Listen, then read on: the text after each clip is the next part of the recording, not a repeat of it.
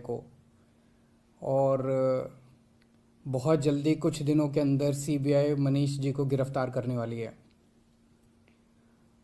मैंने तो आपको 3-4 महीने पहले ही बता दिया था। इनके लोगों ने हमें बताया था कि मनीष जी को ये गिरफ्तार करने वाले हैं, जल्दी गिरफ्तार करने वाले हैं। 3-4 महीने पहले बताया था। मैंने प्रेस कॉन्फ्रेंस करके, उसके बाद अपने कई भाषणों में, असेंबली में मैंने कहा था कि ये मनीष को गिरफ्तार करने वाले हैं। तो 3-4 महीने पहले जब इनके लोगों ने मुझे बताया कि मनीष जी को गिरफ्तार करने वाले हैं, मैंने कहा मनीष ने क्या कर दिया, क्या केस है? तो उन्होंने बताया अभी कोई केस नहीं है, कुछ मिला नहीं है, ढूंढ रहे हैं, कुछ बना रहे हैं। तो अब हमारे देश के अंदर एक नया सिस्टम लागू किया गया है। पहले ये तय किया जाता है कि किस आदमी को जेल भेजना है, और फिर उसके खिलाफ एक मनगढ़ंत झूठा केस बनाया जाता है और उसे ज़बरदस्ती जेल भेजा जाता है। एक नया सिस्टम हमारे देश के अंदर अब लागू हुआ है। मीडिया से अभी तक जो मुझे पता चला है कि जो जो ये आरोप प्रत्यारोप लगाए जा रहे हैं, मैंने सारा अभी चेक कराया। पूरा का पूरा केस बिल्कुल झूठा है, बिल्कुल झूठा है। उसमें रत्ती भर की भी सच्चाई नहीं है। मैं मनीष सिसोदिया को 22 साल से जानता हूं। सन 2000 में पहली बार मिला था मनीष जी से। एक बेहद कट्टर ईमानदार आदमी है, कट्टर देशभक्त आदमी है। हमारे देश में पिछले 75 साल में सरकारी स्कूलों का बेड़ा गर्क कर दिया था इन सारी सरकारों ने मिलकर, इन सारी पार्टियों ने मिलकर। बहुत बुरा हाल कर दिया था इन लोगों ने। करोड़ों करोड़ों बच्चे, गरीबों के बच्चे जो इन सरकारी स्कूलों में पढ़ते थे, उनका भविष्य अंधकार में था। कोई उम्मीद नहीं थी। गरीब का बच्चा गरीब बनेगा, अमीर का बच्चा अमीर बनेगा। गरीब का बच्चा मजदूरी करेगा, रिक्शा चलाएगा। अमीरों के बच्चे अमीर बनेंगे। ये एक सिस्टम पूरे देश के अंदर लागू हो गया था। पहली बार आम आदमी पार्टी की जब सरकार बनी दिल्ली के अंदर, मनीष सिसोदिया जी एजुकेशन मिनिस्टर बने। दिल्ली के अंदर भी सरकारी स्कूलों का बहुत बुरा हाल था। दिल्ली के अंदर मनीष सिसोदिया ने रात दिन मेहनत करके दिल्ली के सरकारी स्कूलों को शानदार बनाया। ऐसा बनाया कि अब अमीर लोग भी अपने बच्चों को सरकारी स्कूल में भर्ती करा रहे हैं। अमीरों के और गरीबों के बच्चों को एक जैसी शिक्षा मिल रही है। दिल्ली के सरकारी स्कूलों के अंदर एक ही डेस्क पे एक जज का, एक अफसर का और एक रिक्शे वाला का बच्चा बैठ के एक ही डेस्क पे बैठ के पढ़ते हैं। मनीष सिसोदिया ने केवल दिल्ली के स्कूल ठीक नहीं किए, देश के करोड़ों करोड़ों बच्चों को एक उम्मीद दी है कि सरकारी स्कूल भी ठीक हो सकते हैं, गरीबों के बच्चों का भविष्य भी अच्छा हो सकता है। सुबह 6 बजे मनीष सिसोदिया अपने घर से निकल जाते हैं और अलग अलग स्कूलों के अंदर दौरा करते हैं, सरकारी स्कूलों के अंदर दौरा करते हैं। मैं पूछना चाहता हूं, कौन भ्रष्टाचारी ऐसा है इस दुनिया के अंदर जो सवेरे 6 बजे उठ के स्कूलों के दौरे पे निकल जाता है, बच्चों का भविष्य बनाना चाहता है? कौन भ्रष्टाचारी ऐसा है? तो जेल से हमें डर नहीं लगता। मैं इनको थोड़ा सा, ये लोग समझ लें कि इनको लगता होगा जेल से हमें डर नहीं लगता। तुम लोग सावरकर की औलाद हो जिसने अंग्रेजों से माफी मांगी थी। हम लोग भगत सिंह की औलाद हैं। हम भगत सिंह को अपना आदर्श मानते हैं, जिसने अंग्रेजों के सामने झुकने से मना कर दिया और फांसी पर लटक गया। हमें जेल से, फांसी के फंदे से डर नहीं लगता। कई बार जेल हुआ है हम लोग। एक ये सोचने की बात है कि हाथ धो के हमारे पीछे क्यों पड़े हैं, आम आदमी पार्टी के पीछे क्यों पड़े? इतने हमारे एमएलए को ये जेल भेज चुके, सारे छूट छूट के आ गए। और कोर्ट ने जब छोड़ा तो ऐसे गंदे गंदे ऑर्डर पास किए इन लोगों के खिलाफ कि क्या झूठे सच्चे केस बना रहे हो। सत्येंद्र जैन को इन्होंने गिरफ्तार कर लिया झूठे केस में पिछले महीने। अब मनीष सिसोदिया जी को गिरफ्तार करने जा रहे हैं ये लोग। तो आखिर ये आम आदमी पार्टी के पीछे क्यों पड़े हैं, हम ही लोगों के पीछे क्यों पड़े हैं? 3 कारण हैं। पहला कारण, आम आदमी पार्टी वाले कट्टर ईमानदार हैं। वो पूरे देश को भरोसा हो गया आम आदमी पार्टी वाले कट्टर ईमानदार हैं। सारा देश कहता है यार कुछ भी हो, ये लड़के हैं तो ईमानदार। ये लोग झूठे केस बना बना के हमारे ऊपर कीचड़ फेंकना चाहते हैं। ये दिखाना चाहते हैं दुनिया को कि देखो ये भी हमारे जैसे ही हैं, जैसे हम भ्रष्ट हैं ये भी वैसे ही हैं, ये भी भ्रष्टाचारी हैं। पर दुनिया इनके यकीन नहीं कर रही। दुनिया खुद ही कह रही है कि झूठे केस लगा रहे हैं। तो जो मर्जी कर लो, सच सच होता है, झूठ झूठ होता है। जितना मर्जी कीचड़ तुम फेंक लो, कीचड़ चिपक नहीं रहा हमारे ऊपर। पाक साफ है हम लोग, सच्चाई के रास्ते पे चलते हैं, भगवान हमारे साथ है।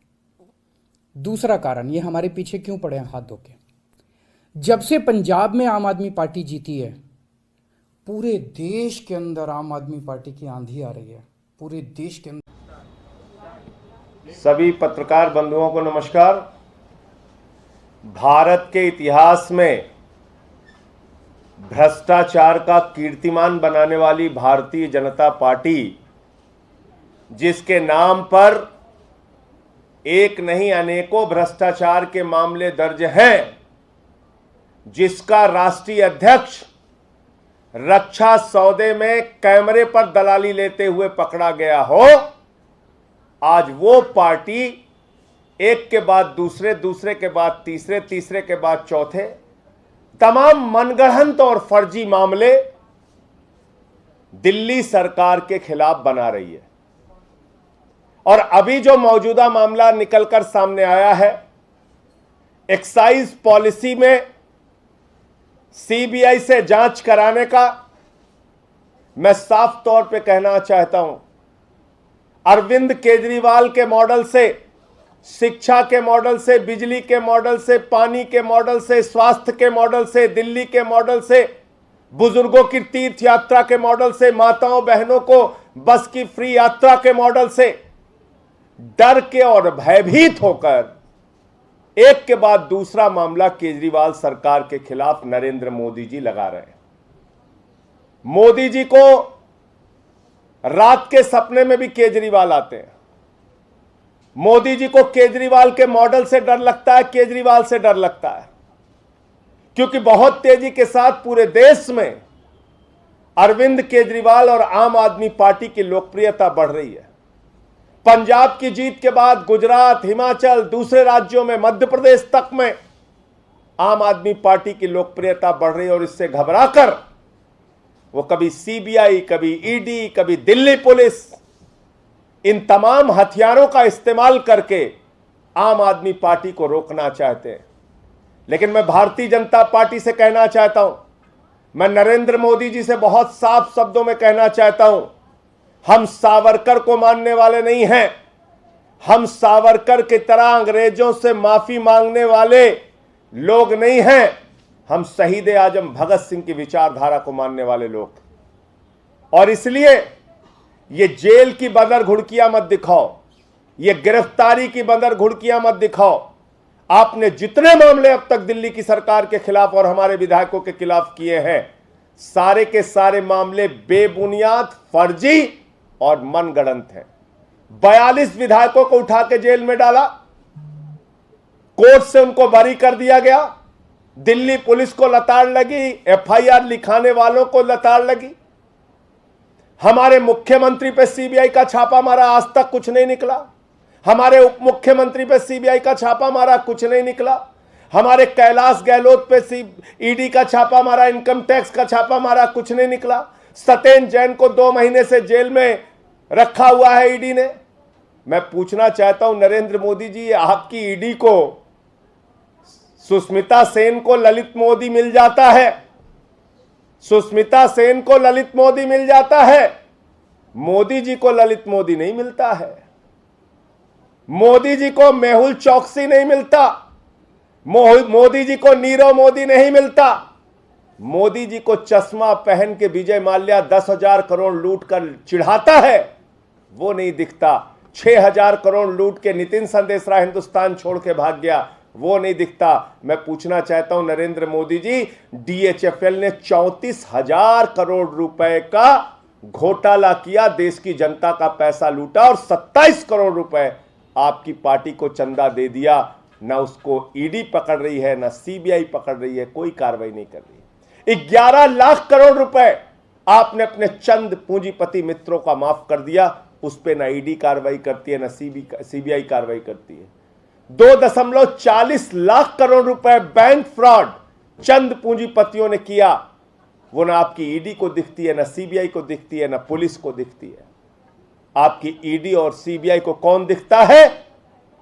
मनीष सिसोदिया, जिन्होंने दिल्ली के 18 लाख बच्चों को ऐसी शिक्षा दी जिसकी चर्चा आज पूरी दुनिया में हो रही है, जिसके मॉडल को देखने के लिए, केजरीवाल मॉडल को देखने के लिए, स्कूल को देखने के लिए अमेरिका के राष्ट्रपति की पत्नी आती है, नॉर्वे के पूर्व प्रधानमंत्री आती है, संयुक्त राष्ट्र संघ के पूर्व महासचिव आते हैं, कई राज्यों के मुख्यमंत्री आते हैं। वो लोग आपको भ्रष्टाचारी दिख रहे हैं, उन पे आप कार्रवाई करने के लिए, गला दबाने के लिए तैयार हैं। जिस एक्साइज पॉलिसी में भ्रष्टाचार की बात आप कर रहे हैं, शर्म आनी चाहिए भारतीय जनता पार्टी को। 1300 करोड़ रुपए का मुनाफा 4 महीने में उस एक्साइज पॉलिसी से दिल्ली सरकार को हुआ है। 1300 करोड़ रुपए का फायदा। तो झूठे बेबुनियाद मनगढ़ंत केस बना के कॉमेडी करना है भाजपाइयों को तो करो, और एक हास्यास्पद तर्क और भाजपाई देते हैं। अरे कहते भाई क्या दिक्कत है आपको, अगर कोई गलती नहीं किया है तो जांच करा लो, इसमें परेशानी क्या है? यह अजीब बात है, यह अजीब हास्यास्पद तर्क है। जिन लोगों ने देश को लूटा, वो ललित मोदी आपको चिढ़ाता है फोटो डाल के, उस पर आप कार्रवाई नहीं करते। नीरव मोदी 20,000 करोड़ लूट के चिढ़ाता है, वो उस पर कार्रवाई नहीं करते। 10,000 करोड़ लूट के विजय माल्या चश्मा पहन के चिढ़ाता है, वो नहीं दिखता। नितिन संदेशरा 6,000 करोड़ लूट के भाग गया, वो नहीं दिखता। केजरीवाल मॉडल पे, मनीष सिसोदिया पे, सत्येंद्र जैन पे कार्रवाई करते हो फर्जी मनगढ़ंत, और कहते हो भाई जांच करा लो, इसमें क्या दिक्कत है? कल को नरेंद्र मोदी जी पे 3 हत्या का मुकदमा दर्ज करा दे कोई, और कहे मोदी जी ने तो हत्या किया नहीं, जांच करा ले, क्या दिक्कत है? 5-6 बलात्कार का मुकदमा आदेश गुप्ता के ऊपर हो जाए और कहने लगे बलात्कार का ही तो मुकदमा है, जांच होने दो, क्या दिक्कत है बलात्कार नहीं किया तो? ये किस प्रकार के बेबुनियाद, हास्यास्पद, बेसिर पैर के तर्क देते हैं? अरे जब तुमने 42 विधायकों को गिरफ्तार किया, झूठे साबित हो गए, कहीं कुछ नहीं निकला। जब तुमने हमारे मुख्यमंत्री पे सीबीआई का छापा मारा, उप मुख्यमंत्री पे सीबीआई का छापा मारा, कहीं कुछ नहीं निकला। तुमको लगता है इस बदर घुड़कियों से, इस प्रकार की कार्रवाइयों से हम लोग डर के घर में चुपचाप बैठ जाएंगे? पूरे देश के सामने भारतीय जनता पार्टी को बेनकाब करेंगे। और आज भारतीय जनता पार्टी चंद पूंजीपतियों की दलाल पार्टी बन गई है, उनके लिए काम कर रही है, देश को लूटने का काम कर रही है, महंगाई बढ़ाने का काम कर रही है। इस मुद्दे पर हमारी लड़ाई है। बाकी तुम्हें जो करना है, कार्रवाई करना है, करो। तो मुझे सिर्फ यही कहना था कि जिस पॉलिसी को लेकर भाजपाई सवाल उठा रहे हैं, उस पॉलिसी से 1300 करोड़ रुपए का फायदा दिल्ली सरकार को हुआ है, और इसलिए मनगढ़ंत बेबुनियाद कार्रवाई करके मनीष सिसोदिया पे कार्रवाई करने की जो आप तैयारी कर रहे हो, ये तुम्हारा सच पूरा देश जानता है कि तुम केजरीवाल मॉडल से डरे हुए हो, केजरीवाल से डरे हुए हो, और आम आदमी पार्टी की बढ़ती लोकप्रियता से डरे हुए हो। लेकिन हमारा कारवां रुकेगा नहीं, लगातार बढ़ता रहेगा। तुम्हारी कार्रवाइयों से हम और मजबूत होंगे। संजय जी, कल बीजेपी प्रोटेस्ट करने जा रही है एक्साइज पॉलिसी को लेकर अरविंद केजरीवाल के घर। ललित मोदी के खिलाफ कब प्रोटेस्ट करेंगे? नीरव मोदी के खिलाफ कब प्रोटेस्ट करेंगे? विजय माल्या के खिलाफ कब प्रोटेस्ट करेंगे? DHFL जिसने 34,000 करोड़ रुपए लूट लिया और 27 करोड़ रुपए बीजेपी को चंदा दिया, दलाली दी। आम आदमी पार्टी की चर्चा हो रही है, पूरे देश में आम आदमी पार्टी फैल रही है। ये उसे रोकना चाहते हैं। ये नहीं चाहते कि आम आदमी पार्टी पूरे देश के अंदर इनकी टक्कर में खड़ी हो। पर मैं इन्हें कहना चाहता हूँ, तुम जो मर्जी कर लो, आम आदमी पार्टी को पूरे देश में फैलने से कोई नहीं रोक सकता। आम आदमी पार्टी पूरे देश के लोगों की उम्मीद बन चुकी है। देश के अंदर हर आदमी चाहता है मेरे बच्चे को अच्छी शिक्षा मिले। देश के अंदर हर आदमी चाहता है मेरे परिवार को अच्छा इलाज मिले। देश के अंदर हर आदमी चाहता है हमें 24 घंटे बिजली मिले, अच्छी सड़कें मिले, अच्छा पानी मिले, अच्छी बिजली मिले, फ्री बिजली मिले। सब लोग अच्छी सुविधाएं चाहते हैं। हर आदमी चाहता है देश के अंदर भ्रष्टाचार खत्म हो। हर आदमी चाहता है मेरा देश दुनिया का नंबर 1 देश बने। अब आम आदमी पार्टी से ही उम्मीद है पूरे देश के लोगों को, उसको फैलने से कोई नहीं रोक सकता। एक अंग्रेजी में कहावत है, no one can stop the idea whose time has come.